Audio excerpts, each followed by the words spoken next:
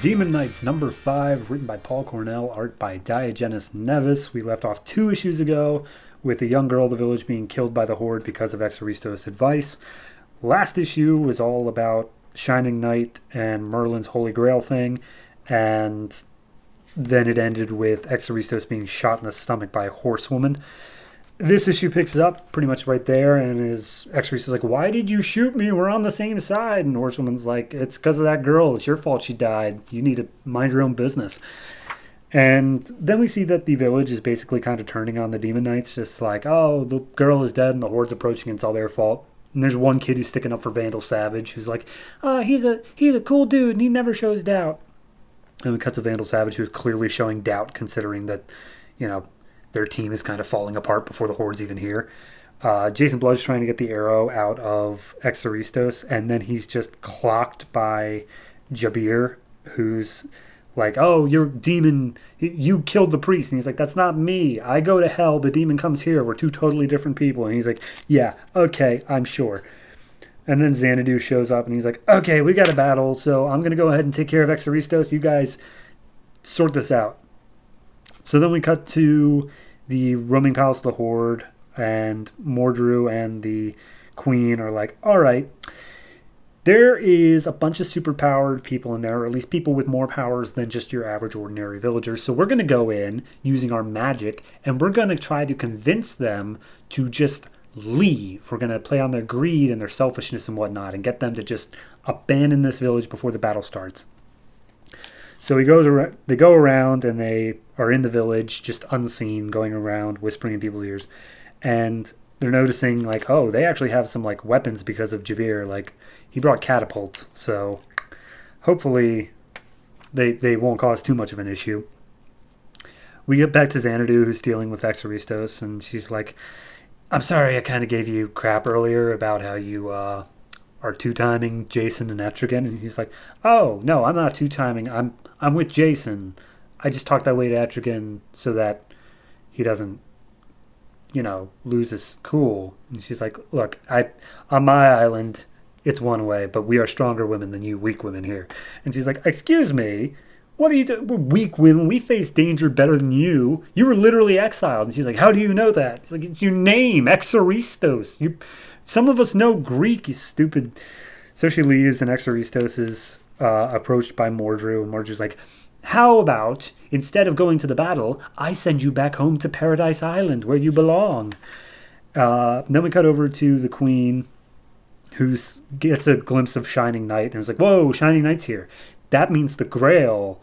Our quests are intertwined. So Shining Knight, maybe we don't, make an attempt on Shining Knight to leave, but we definitely don't kill them. That's important." So then she has the idea of getting Jason Blood away by shape-shifting into Merlin. And she approaches Jason, and she's like, "Jason, you must escape. Do not summon the demon, and I will lead you through the Horde." And Jason's like, "You have put me through hell for the past couple centuries, and you just show up like this? Oh, I'm calling the demon." And it calls up the demon, and Etrigan's like, "Wait a minute, you're not the one who I was in a fight with." And it's like, no." And he turns back into the Queen, and it's like, "I'm the one who can help you get out of here. I'll help you retreat." And the demon's like, "I don't retreat. I'm going to beat you up." So the Queen literally can't just win here. Then we cut to Mordru, who's like, "Oh, I can," still talking to Exaristos, like, "Oh, I can change your identity, and no one will remember what you did because you'll be someone new." And she's like, "No, if I'm going back, it's going back as myself, and they will accept me for who I am. Can you do that?" And Mordru's like, "No." And she's like, "All right, well, I die today then. Bye." And then Mordru approaches Jabir, and Jabir's like, "I'm kind of a man of science, and you're doing a whole magic thing, so I don't think we're really going to see eye to eye. Plus, I'm not really going to care about your stupid little magic stuff." And Mordru immediately loses his cool. It's just like, "Excuse me, I am the power behind the throne. I give the Queen her magic, and you dare talk to me like that?" And it's like, "Oh, you're the power, huh? Okay, well, I just learned something." And then we cut to Vandal Savage, who I guess was doing something. He makes his way over to it's a little tunnel that would lead out basically to the horde, and a kid catches him. The kid who was singing his praises earlier, and he's like, "You're abandoning us in our time of need. You're a deserter." Oh, and Vandal's like, "Kid, shut up. You don't know what you're talking about." And he yells out, "Oh, alarms, treachery from Vandal Savage." And Vandal just stabs the kid through the back and the chest. So then we see Horsewoman, who was asleep, but then as she's awoken by Mordru and is magically put back onto her saddle. And Mordru makes the point of, I think you have a spell or a curse on you that you can't walk. You can only ride your horse places. I can help you with that if you want. And Horsewoman doesn't say anything. She just fires an arrow up into the air. And then we cut back to the roaming palace, and the Queen and Mordru are talking, and they're just like, "All right, I didn't have any luck on my end, but, we'll try to flip."